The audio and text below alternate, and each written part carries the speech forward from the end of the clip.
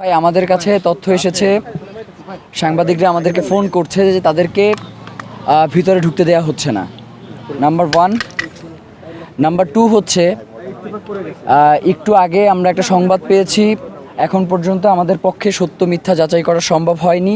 এরপরেও মনে করেছি যে আপনাদেরকে এটা জানিয়ে রাখা ভালো। অফিসার্স কোয়ার্টারের ওই গেটটার ওখানে শহীদ ওসমান হাদির হত্যার বিচার নিশ্চিত করবার জন্য আমরা জনগণকে আহ্বান জানিয়েছিলাম যাতে তারা যমুনার প্রবেশ মুখগুলোতে এসে অবস্থান গ্রহণ করে। তো এর মধ্যেই কিছু মানুষের উপরে লাঠিচার্জের সংবাদ আমরা পেয়েছি।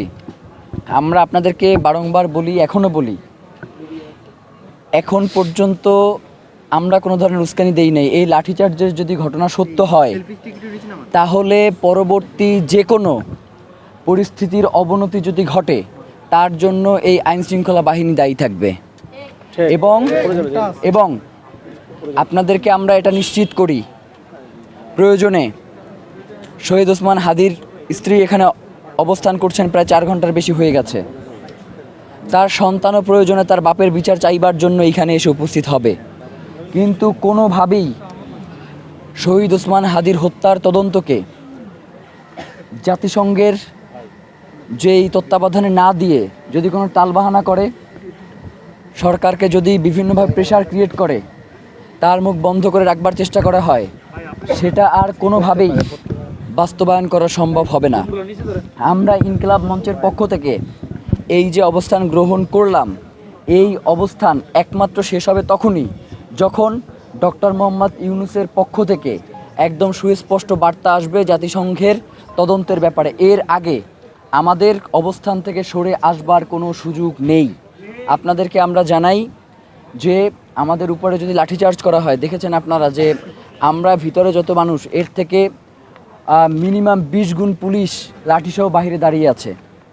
তো এই 20 গুণ পুলিশ আমাদেরকে যদি লাঠিচার্জ করতে উদ্যত হয়, আমরা যে লাঠিচার্জকে শুধু দৌড়ে পালিয়ে যাব এইটা যাতে তারা না ভাবে, আমরা অন্তত একটা লাঠির বাড়ি দেয়া হইলেও চেষ্টা করব। এইটা হচ্ছে ইনসাফের লড়াই। এই ইনসাফের লড়াইয়ে শুধুমাত্র মায়ের খাইলে ইনসাফ কায়েম হবে না। এই ইনসাফের লড়াইয়ে যারা বাধাগ্রস্ত করতে আসবে তাদেরকে প্রতিহত করতে হবে আমাদেরকে, আমাদের জায়গা থেকে। আমরা তো এখন পর্যন্ত শান্তিপূর্ণ আছি, এইখান থেকে এখন পর্যন্ত শান্তির বিঘ্ন ঘটে এই ধরনের কোনো অবস্থান আপনারা আমাদের মাধ্যমে দেখতে পেয়েছেন? পান নাই। এমনকি আমাদের ভাইদেরকেও আমরা গেটের ওই পাশে দাঁড় করাই রাখছি যাতে অনেক লোক এখানে জড়ো হয়ে কোনো বিশৃঙ্খল পরিস্থিতি তৈরি না হয়। এরপরেও যদি এই ঘটনা সত্য হয়, আমাদের ভাইদেরকে যদি লাঠিচার্জ করে, তাহলে আমরা বৃহত্তরে আন্দোলনে যাব এবং এর জন্য এই সরকার দায়ী থাকবে। এইটুকু বলবার জন্যই আপনাদেরকে ডেকে আনছিলাম, কারণ এই কথাগুলো আপনাদের মাধ্যমে প্রচার হওয়াটা অত্যন্ত গুরুত্বপূর্ণ। কারণ আপনারা দেখেছেন যে প্রথম সময়ে যে মিডিয়াগুলো ছিল, এখন তার সংখ্যা অনেকটাই কমে গেছে, সামনে হয়তো আরও কমে যাবে।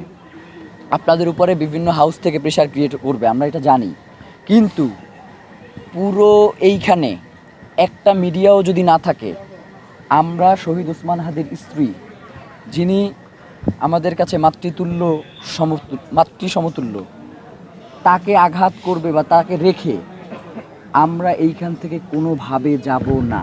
এটা আমাদের একদম পরিষ্কার কথা। আমরা এখানে অবস্থান গ্রহণ করছি, এটা সুষ্ঠু একটা বিচার তদন্ত কার্যক্রম শুরু হবে জাতিসংঘের অধীনে। এরপরে আমরা এখান থেকে যাব, এর আগে আমরা যাইতেছি না। আপনাদের অসংখ্য ধন্যবাদ যে এখন পর্যন্ত কেউ কোনো ধরনের করে নাই। মানে শহীদ ওসমান হাদির স্ত্রী রাস্তায় এখানে বসে আছে, রাস্তায় শহীদ ওসমান হাদির স্ত্রী। প্রধান উপদেষ্টার দপ্তর থেকে একজন পিওনও এখন পর্যন্ত আসে নাই। এই অন্তর্বর্তীকালীন সরকার নাকি পৃথিবীর ইতিহাসে সবথেকে সুষ্ঠু নির্বাচন এবার নাকি করতে যাইতেছে। এইটা আমাদের জন্য হাস্যকর লাগে। মানে একজন শহীদের স্ত্রী এইখানে বসে আছে, তার সাথে একবার দেখা করবার জন্য প্রধান উপদেষ্টার দপ্তরে কেউ প্রয়োজন বোধ করছে না। এইটা শুধুমাত্র আমাদের আশঙ্কা না, এটা জুলাই হারানোর একটা আশঙ্কা তৈরি হয়েছে। এবং আগামী দিনে বাংলাদেশে কোন ধরনের রাষ্ট্র ব্যবস্থা কায়েম হবে, ফ্যাসিবাদী, সেটারও আমরা একটা নীল নকশা দেখতে পাচ্ছি। যার কারণে শহীদ ওসমান হাদির হত্যার বিচার জাতিসংঘের তত্ত্বাবধানে এটার তদন্ত না হওয়া পর্যন্ত আমরা এখানে অবস্থান করবো। আসসালামু আলাইকুম।